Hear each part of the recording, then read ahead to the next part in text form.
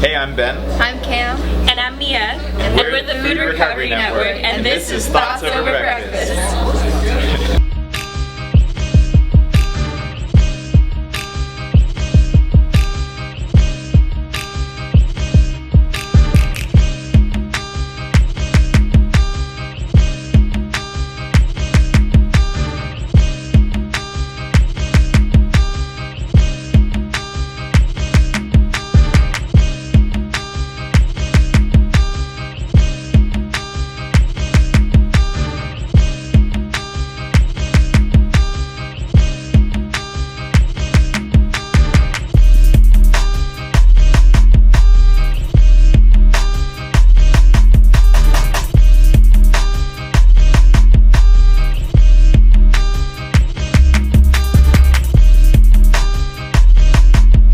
So Food Recovery Network has grown tremendously in the past 3 years. Right now we're at almost 100 college campuses and have recovered over 420,000 pounds of food. Typical recovery usually starts around the time that the dining hall closes, so here at UMD around 8:45 p.m. and the chefs will basically cart out the food that was prepared that day but not sold, and our students will be waiting for them, and the chefs will cart the food out, and our students basically package that food into aluminum pans and then go ahead and drive that food on down to local partner agencies that fight hunger in the community. A lot of food businesses are afraid for liability reasons and other concerns, worried about donating, but actually all food businesses donating their extra food to nonprofits fighting hunger are protected under the Bill Emerson Good Samaritan Act. I caught up with Ben, Mia, and Cam at the Food Co-op in the Stamp Student Union on the University of Maryland's campus. This is one of my favorite places to eat, and also used to be the setting for Food Recovery Network's team meetings. So, I really first want to start off by saying congratulations on all your success with Food Recovery Network. You know, it's growing so fast and so big. I'm really excited that you guys are on Thoughts Over Breakfast and hearing your thoughts over breakfast. But first, let me hear, like, in the beginning, how did it start? You know, what was the story from the first day, and like, how did you kind of see this problem arising? Sort of heard about the food waste that was going on in the dining halls and local restaurants, grocery stores. We just heard rumors pretty much. But then when we saw for ourselves one day that it really was really good food just, you know, getting thrown away each day. I mean, that was really what sparked the idea in our mind, and just, you know, at that point in time it was just a common sense, seemed like a no-brainer for us. Just, you know, why is this food getting thrown away? Let's get it to hungry people. When you guys started, did you think that it would be a business, or did you guys just jump into it and go? I certainly didn't think it would ever really transform into a nonprofit. I don't think I was thinking that far ahead. I think for me personally, after the first few recoveries, I started thinking about national expansion, like as a student movement to other colleges. I think part of that might have come from the fact of working with Mia on the Love Movement the year before, and that had actually grown some legs and started to go to other campuses for a little while, and, you know, kind of seeing ourselves in the frame of a national movement from early on, I think, helped to kind of like give us that sense of agency that we could spread this nationally. Yeah, and really just seeing the amount of food that was wasted on our campus every day and at every game, just like seeing hundreds of pounds that we were recovering that, like, without us would have been thrown away, and thinking this is happening everywhere, on every college campus. You know, we know some people at other colleges would reach out to them and like see what they can do, because it's just crazy to see that amount get thrown away. Yeah. And when you guys first started, like, I understand that it grew very quickly, right? Within the first month, you had other student groups kind of being involved and stuff like that. How did you get people passionate about food recovery and the kind of movement you guys were starting? I know for me personally, one thing that really helped was that, you know, as we mentioned, we were working on the Love Movement beforehand. I had worked on other student groups like Mary Berg on campus, Chirp Poets and stuff. So I had a network, and Cam and Mia did as well. You know, we knew other student groups, so I think being able to leverage some of those connections. And I think another thing that really helped out was the model that you're kind of referring to of like the way our UMD chapter ended up working out and how it went to scale so quickly was the fact that you know, we had this model where we delegated different nights of the week at different venues to different student groups around campus, and so being able to empower other student groups to take leadership and ownership of their own night of the week really met a need for them as student organizations wanting to do more service on campus and particularly wanting to have a really meaningful impact. So I think that helped us right off the bat, building that network really quickly. I think they really enjoyed, like, we're taking the students on campus, and like this whole process is like an hour and a half, and we don't have to go into DC to do community service. We can like serve our UFG community through like a need in this area. So as soon as like people would do a recovery, they would be like, I want to do more. Like I want to do this every week. We have students who like enjoy it. I remember we had a waiting list. We had 11 student groups that first semester, and I think it was like about 11 more on the waiting list that, you know, as soon as there was an opening, they wanted to get right into the rotation of taking a location around campus. Yeah. That's awesome. So you just found a need and started making moves, essentially. Since day one. That's awesome. Definitely. So would you say collaboration's been a big theme in Food Recovery Network's success? Oh, absolutely, yeah. Like, it was really great that we had a group of us like working on, you know, getting it started at UMD, and then also connections in other parts of the country to start other chapters and move the national movement forward. Breakfast is amazing. I love this chili and avocado. I had no idea. Yeah. It's pretty good. I love it, yeah. A lot of people don't know about the co-op's breakfast menu. I might have to come here more often, honestly. Yeah. Tempeh bacon? Oh yeah, I'll have to. We should get a close-up of that. Can you hold it up for the camera? Yeah, absolutely. Tempeh bacon. It's Tempeh literally bacon. delicious. And Bacon. And can you give us a full explanation of what tempeh is? You know, I can't. Several grains. Yeah. Ground up. It's delicious. Molded That's all you together, need to know. molten hot lava, and charred into a stick like such. Oh. Yes. There you go. I was a part of a secret lobbying effort to lobby all the co-op workers to expand upon their tempeh about a year ago. I was very happy that was Noble successful. pursuit. Yes, it's on my resume. So. Cool. So starting at UMD, obviously like when students start their startups, and you guys started in 2011, so this was even pre-current UMD status where there's a lot more entrepreneurial resources on campus. When you guys started out, you guys obviously had a quick following with all the student groups that you mentioned. Yeah. What other resources did you seek out that helped you with the more legal matters, the business, the financial things, things that you didn't necessarily know as students? Well, I'd say one of the awesome things that like really pushed us even further was the UMD has a pitch statement competition with the business school, and it was the second semester that we had been running on campus, and Ben and another co-founder, Andrew, pitched a presentation. We were trying to get like $1,000 or something for a fridge. And we didn't like win the full amount, but what was really awesome were the judges there actually were like really experienced in nonprofits and businesses and startups, and they saw our idea and they came up to us and were like, you know, how can we like help more? And we got them to be on our board of directors. Yeah. That's awesome. That was really incredible. That was huge. We've benefited from so many resources on campus here at University of Maryland.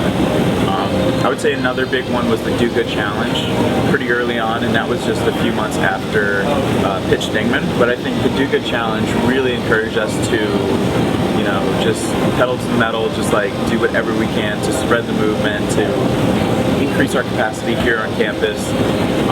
And then when we won, it was just this amazing feeling, and you know, we got $5,000 in a prize prize package, and we also just like it put us onto a national platform, like by giving us all this press coverage and stuff like that. That continued to just spur more momentum and get more and more people involved. So that was another huge resource early on. But we've taken advantage of so many resources that you need. But there's too many things. I mean, there's like the Startup Shell, MTech, Center for Social Value Creation, Digman. The Academy gave us office space for like 6 months. That was huge. So yeah, I mean, there's too many ways to count, but we definitely would not be where we're at today without all these resources from the university. And then turning back to like you guys as individuals, Ben, Mia, you guys graduated this past spring, right? And Cam, you're still in school. So when you guys started 3 years ago, did you ever think that you'd be doing FRN as a full-time job, still be working at FRN? What were your aspirations before this even started? What do you think you'd be doing after graduation? For me personally, I think I definitely had some dreams to grow Food Recovery Network. I know we were all plotting and planning from the very first few months of like, I mean, because really our Brown chapter, our second chapter of Food Recovery Network started only like, a couple months after the UMD chapter started. So I think once we validated that scalability, I think all were really dreaming about this like becoming a national movement. I think for me the big surprise was getting paid for it. I don't think I ever really thought too much about how that could actually be a job, and not just create a job for me, but all three of us and 7 or 8 other full-time people. I think that was kind of the unexpected bonus that was like cool. Yeah, absolutely. We always wanted it to be big, and like just because we thought it had to exist to make this world a better place. But like put in that much effort and then also get paid. That's a bonus.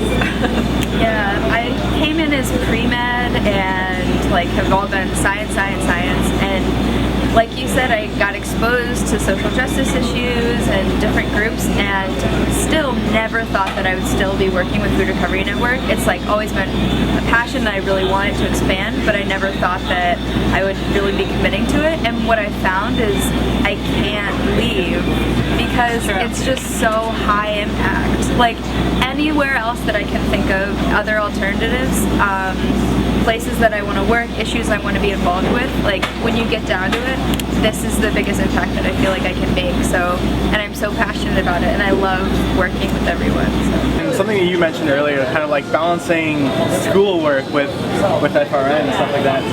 Since you guys just came out of that and you're still in that life, how did you manage that? I mean, like, yeah, it must have been hard. I can empathize with that, but like... Well, I took 5 years to graduate, personally. So, yeah, managing FRN in school was a challenge, but I think you kind of have to let go of this like expectation of everything, having enough time to do everything and like doing the most important things. So at times FRN was the most urgent and important things, but I still graduated. And after like 2 years of doing that, I was like, oh, I need a break, so I'm going to New Zealand for a semester and not doing anything, which was really good to recharge. So I think it's like, it's good to like find breaks and like, if you need a 2-week like vacation, find a way to do that, but it's hard to have that balance every day. And what about you now that you're still in there? Yeah, so that's a great question for me right now, because if you figure it out, tell me. I feel like I'm cutting class right now. Right, yes, I have class later in the day that I haven't done the readings for. But, I mean, I think that what it comes down to for me is I'm going to graduate, and, you have to think about what value you place in a college education. And for me, like, what's the value? Is it classes? Definitely. Is it also like student groups that have evolved into now a job for me, which is building skills that I'll be able to put on a resume that I won't be able to put about classes? So, it's definitely a balance, and something that I think all of us are a lot better at now that there are like delineated hours of the workday, and and it's kind of funny that none of the co-founders graduated in 4 years. Like everybody who got involved in FRN took at least 5 or 6 years. I took 6, and it's just like such a funny thing that it was like this addiction. And literally nobody graduated in 4 years. I mean, we all just like we gave it everything we had, and I think that's why it was so successful. And it's just always a balance between schoolwork and extracurriculars. But I think, especially in this day and age, what employers are really looking for, I think, is like a lot of that practical experience that you can really learn through entrepreneurship. And I think, I don't think any of us regret taking longer than 4 years. I personally probably learned at least as much or more in my time with Food Recovery Network as I did, doing some of my readings and stuff like that for class. So I'm sure my professors probably feel differently about. There's definitely several classes that I would just like have to like excuse myself in the middle of class to do a food recovery because I got a text message and I was like, I'm gonna learn this stuff, but like right now there's 200 pounds of food that I have an opportunity to get this food and feed 150, 200 people who might not have a meal tonight. To me, that was more urgent. But I've always felt kind of bad for some of my professors because I never meant to be rude, but I feel like if you're watching this, professor, I'm sorry. No, but yeah. Shed one tear just to make it sincere. I was taking environmental classes and studying anthropology, so it's learning a lot of like social justice issues. But it was cool because with Food Recovery Network, I was like, wow, we can actually make a difference. Like, maybe not doing the reading is worth it if I'm actually making a difference on whatever that reading is trying to teach me anyways. And I think also staying longer at the university, you can take advantage for a longer period of time of all of the crazy amount of resources that there are here. We talked about it earlier, but seriously, like now that we've graduated or I'm on the edge of graduating, you realize just how much there is, what a reservoir of like entrepreneurial support there is at Maryland. So taking extra time, you still get to access that. So yeah, entrepreneurship is like such a big thing now, and like I kind of said earlier, people want to do it on their own and be the first and like come up with this great idea, but like the truth of the matter is that sometimes people have stronger ideas than you, and like it's not about having the idea first or like doing it first, but committing to the cause, which was like food recovery, and like we wanted to get it done no matter what, and that meant working together like as a team. And like there's so much work to go around that it was like it wasn't about doing it on your own. I think there can be a tension between like I think the media traditionally wants to like highlight the story of like one person doing everything, and like whereas it never happens that way. If it is just the one person doing everything, it would never be this successful. And for us, it really like I think I got a disproportionate amount of the limelight, being like the one founder. But yet we had 7 co-founders that without those 7 co-founders that were just giving it everything they had and just volunteering for 2 years, 10, 20 hours a week consistently, and all the hard work that everybody put in, it never would have reached any kind of level of success. And I guess I just wish there was more flexibility in this narrative of entrepreneurship, that it's not always about like, this one guy or girl had this idea and did this cool thing, but it's like they can make space for everybody else. I think that it's like that's often how this founding goes. That people want these stories of like the Bill Gates, the Mark Zuckerbergs, the Steve Jobs. They want to just hear these stories of like this one person doing all these things, and it can be a little bit frustrating to deal with. And ultimately, if it is about one person, like you said, it's not going to be successful, but especially in a social issue, it's like, oh, it's that person's thing. It's not really approachable. It's like that person's doing this thing. Whereas if it's a team, if it's a group of people, then it's like, oh, I can be part of this. Yeah. Absolutely. So I think that's really important. I think that it's been a real gift that the three of us have had 3 years to be as young as we are, and have had 3 years working together very closely. There's been a lot of trust that's built, so I feel super comfortable expressing any of my interests or trying to start a new initiative. Also because we're so young, there's a lot of flexibility and dynamism there that is not something I think I would find anywhere else.